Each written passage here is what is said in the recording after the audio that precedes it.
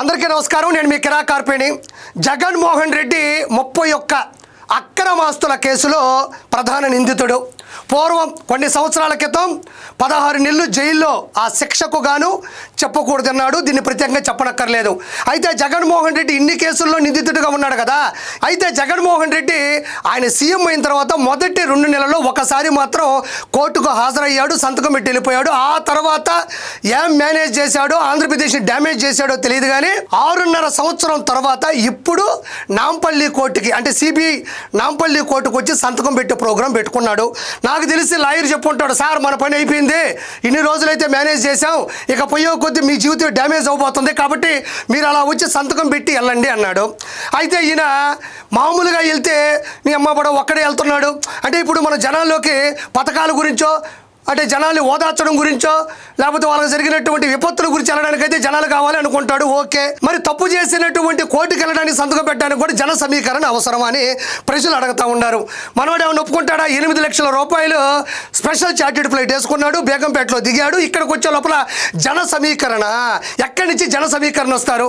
ఆంధ్రప్రదేశ్లో ఉంటే ఆ దరిదాపుల్లోనే ఉంటారు, మన పేటీఎం వాళ్ళు ఉంటారు కాబట్టి వస్తారు. మళ్ళీ రాష్ట్రాలు దాటితే వాళ్ళు యానించి రావాలా? జనాలు, భోజనాలు, వాళ్ళకి మళ్ళీ ఇంకా నీకు బీరు, బిర్యానీ ఇవన్నీ మేనేజ్ చేయాలి. అయితే జగన్మోహన్ రెడ్డి ఇక్కడికి వచ్చిన తర్వాత ఎలాంటి పరిస్థితులు వచ్చాయన్నది ఒకసారి మనం ఇక్కడ చూద్దాం. ఒకసారి చూడండి ఈ జనాలు, ఇలా వైభోగం చూడండి.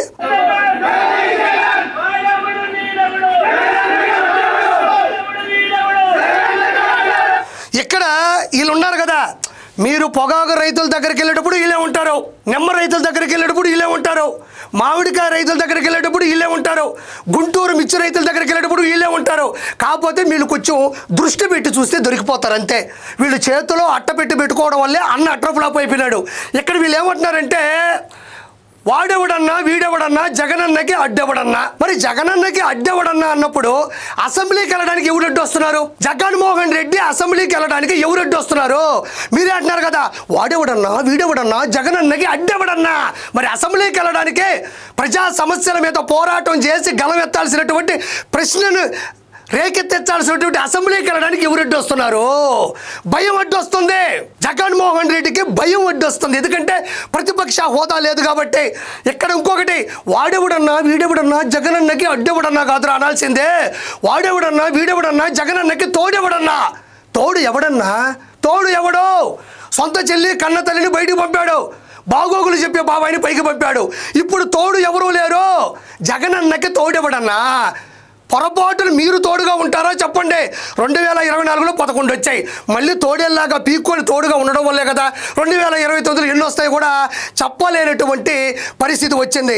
ఇక్కడ జనాల్ని మనం చూసినట్లయితే జగన్మోహన్ రెడ్డి ఏమన్నా భారతదేశానికి ఒలింపిక్స్లో గోల్డ్ మెడల్ కొట్టడానికి వాలీబాల్ కోర్టుకి వెళ్ళలేదు, షటిల్ కోర్టుకి వెళ్ళలేదు, టెన్నిస్ కోర్టుకి వెళ్ళలేదు, బాస్కెట్బాల్ కోర్టుకి వెళ్ళలేదు, సిబిఐ కోర్టుకి వెళ్ళాడు. ఆ మాత్రం దానికి అర్థం పర్థం లేని ఆరాటం ఎందుకు? పైసా ఉపయోగం లేని పోరాటం ఎందుకు? దేనికి ఇవన్నీ? ఇగో ఈ అట్టపెట్టెలు, ఇయే అట్టపెట్టెలు 100 ఉంటాయి, 100 మందికి 100 ఇస్తారు. ఆంధ్ర నుంచి ఇక్కడికి వచ్చినా, ఇక్కడి నుంచి ఎక్కడికి వెళ్ళినా కూడా వెనకేసుకుంటారు. అవి మాసిపోయి ఉంటాయి, సీకిపోయి ఉంటాయి, మొత్తం పాలిపోయి ఉంటాయి. అవి పట్టుకొని తిరగడం తప్ప మనం చేసేది ఏంది? తర్వాత ఇది చూడండి,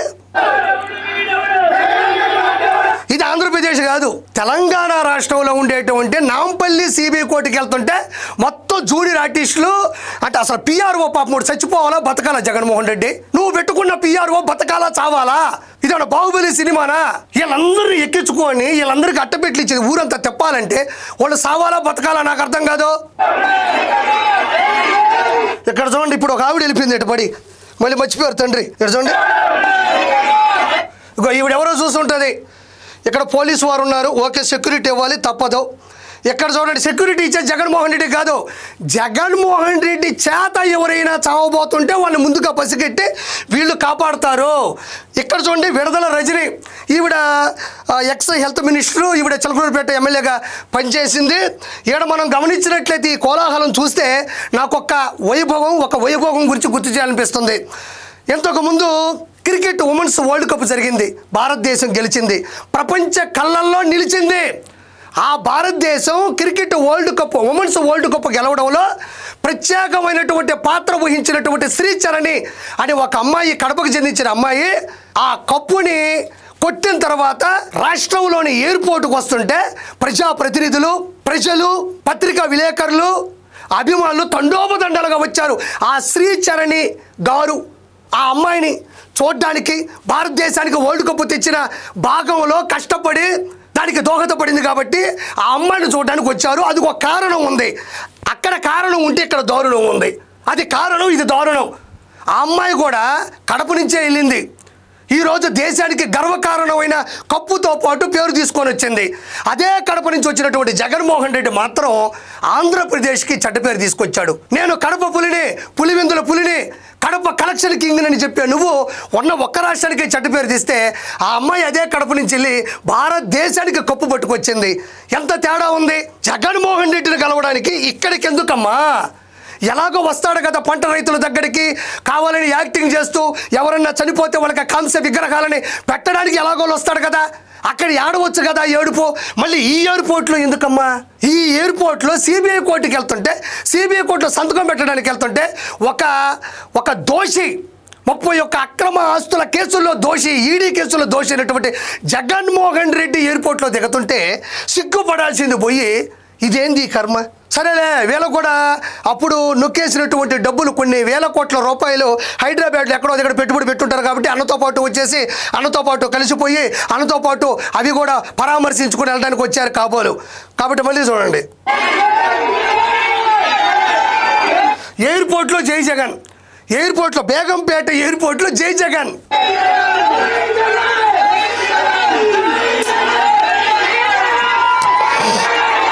ఇక్కడ Jaganmohan Reddy route map Begumpet airport నుంచి పంజాగుట్ట, లగిడికప్పులు, నాంపల్లికి వెళ్తాడు, కోర్టులో సంతకం పెడతాడు, పట్టుమని 10 నిమిషాలు కూడా ఉండడు, అసెంబ్లీలోనూ 10 నిమిషాలు ఉండడు, కోర్టులో కూడా 10 నిమిషాలు ఉండడు.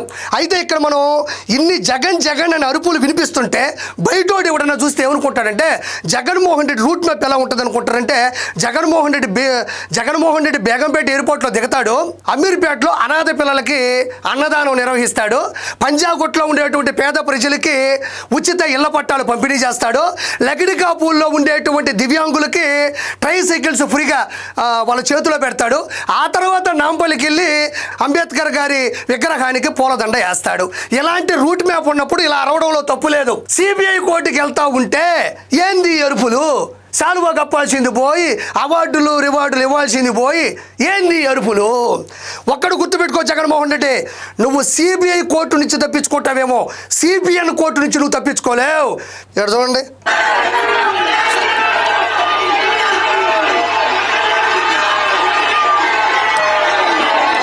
ఏడ కెమెరా పెట్టేటప్పుడు జనాలు ఎంతవరకు ఉన్నారో వాళ్ళు కరెక్ట్గా అక్కడ వరకే పెడతారు. ఒక్కరంతా పొరపాటున ఎవరన్నా బొసం తగిలి పైకి లేసింది అనుకోండి, ఖాళీగా ఉంటుంది అదంతా. ఆడ కుక్కలు లేదా కార్లు, బైకులు వెళ్తూ ఉంటాయి. పొరపాటున ఎవడన్నా వచ్చింది జగన్ అన్నేనా అని ఇటు కొట్టాడు అనుకో, కెమెరా ఇటు లేసింది అనుకో, అంతా ఖాళీయే, మొత్తం ఖాళీయే. జగన్మోహన్ రెడ్డి లైఫ్ లాగా అవతల పక్క రోడ్డు అంతా ఖాళీయే. ఈ 10 మందికే కెమెరా కరెక్ట్గా పెట్టుకుంటాడు. ఆర్టిస్టులు కూడా ఆడాడే తిరుగుతుంటారు, ఆడాడు కింద చిన్న గీత గీసుకో ఉంటారు అనమాట. ఆడాడే తిరగాల, మళ్ళీ అటుపోతే ఇటుపోతే దొరకరు, మళ్ళీ వచ్చింది 10 మంది కాబట్టి. ఇక్కడ చూడండి,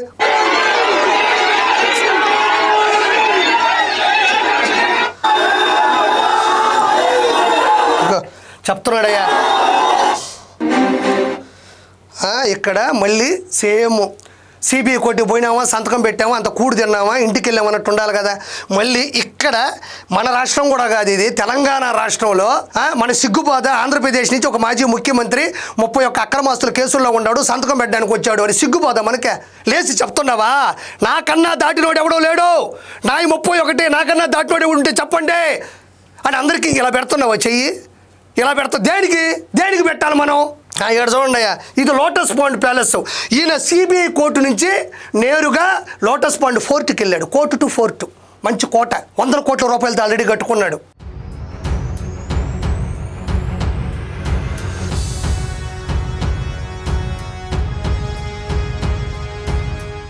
ఇలాంటి ఎన్ని ఇళ్ళు ఉన్నాయో ఆయనకే తెలియదు. ఎవరో చెప్పుకుంటాడు, అన్నా మనకు ఇల్లు ఉందన్నాడు. ఓ నీ అమ్మ పడవ, చాలా ఇల్లు కట్టాను, ఈ యొక్క ఇల్లు ఉందని వచ్చాడంతే. ఈ ఇల్లుకి వచ్చి వెళ్ళిపోవాలి కదా. మళ్ళీ అక్కడ కూడా అదే జగన్మోహన్ రెడ్డి సీఎంగా ఉన్నప్పుడు తాడేపల్లి ప్యాలెస్ వైపుకే ఎవడన్నా వస్తే తాట తీసేవాడు, చెమటలు పట్టించేవాడు. తాడేపల్లి ప్యాలెస్ చుట్టూ ఒక 100 ఇళ్ళు ఉంటే నా దరిదాపుల్లో ఎవరు ఉండకూడదు, నాది రాచరిక పరిపాలన, నేను ఒక సీఎంని, నాకు థ్రెట్ ఉంది, ప్రపంచంలో ఎక్కడా లేనటువంటి ప్రగతిని నేను ఆంధ్రప్రదేశ్ వైపుకు అడుగులేపించాను, నా థాట్స్ అన్ని ఎవడన్నా పట్టుకెళ్ళిపోతాడు, కాబట్టి ఈ దరిదాపుల్లో కూడా ఎవడు ఉండకూడదని 110 ఇళ్ళు ఆ దరిదాపుల్లో ఉంటే పేదవారి కడుపు కొట్టి పక్క పంపించేశాడు. కానీ ఆ రోజు జనాలు నేను చూడడానికి ఇష్టపడలేదు. కానీ ఈ రోజు మాత్రం కావాలని లోటస్ పాండ్ ప్యాలెస్ లోపల పంపించి అక్కడ అందరూ రాగానే అంటున్నాడు. అంత యాక్టింగ్ కదా ఇది? ఏ సినిమా ఇండస్ట్రీలో వాళ్ళు బతకబలేదా? వాళ్ళ కడుపు కొడతావా? వాళ్ళు ఎంత కష్టపడి కృష్ణానగర్లో వచ్చి రేయం పగళ్ళు అన్నానికి లేక కష్టపడి మేకప్ ఆర్టిస్టులుగా పనిచేసి అక్కడి నుంచి సినిమాలకు సంబంధించినటువంటి ఆడిషన్స్కి వెళ్ళి వాళ్ళ తెలివితేటలతో డాన్సులు, డైలాగులు ఇన్ని నేర్చుకొని ఓర్చుకొని 10 సంవత్సరాల తర్వాత వాళ్ళ సినిమా ఇండస్ట్రీలో హీరోలు అవుతుంటే నువ్వు ఒకేసారి వచ్చి ఈరోజు హీరో అవుదాం అనుకుంటే సినిమా ఇండస్ట్రీ నేను ఎలా ఒప్పుకుంటుంది? Yes, you are the legendary artist, నువ్వు లెజెండ్ ఆర్టిస్ట్వే. కానీ ఇండస్ట్రీలో ఉన్నటువంటి ఆల్ స్టార్స్ ఏమైపోవాలి?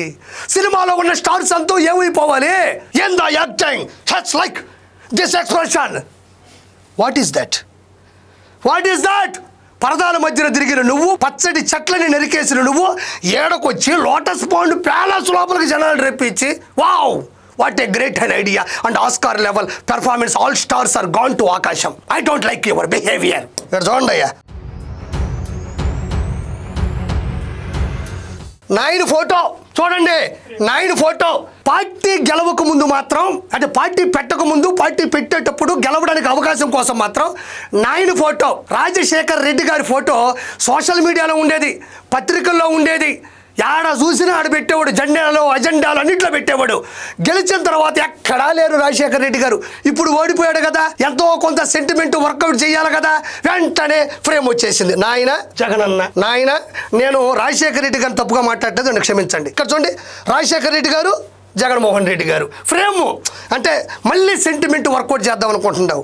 సెంటిమెంట్ వర్కౌట్ చేస్తే గెలిచేంత సిమెంట్ మన దగ్గర లేదమ్మా, లేదు. సిమెంట్ కంకరేసి ఇసకేసి సిమెంట్ వేసి రోజులు పోయినాయి. అయితే ఈ జనాలు మూకుముడిగా ఆయన చుట్టూ ఉన్నప్పుడు పెట్టినటువంటి ఒక అట్ట పెట్టే, ఆయన జీవితాన్ని అట్టపులాపు చేస్తున్నటువంటి అట్టపెట్టి మీద ఎవరు రాశారో చూద్దాం. చూడండి ఒకసారి. 2029లో రప్ప 88 మ్యాజిక్ ఫిగర్ దాటిన తర్వాత గంగమ్మ జాతరే.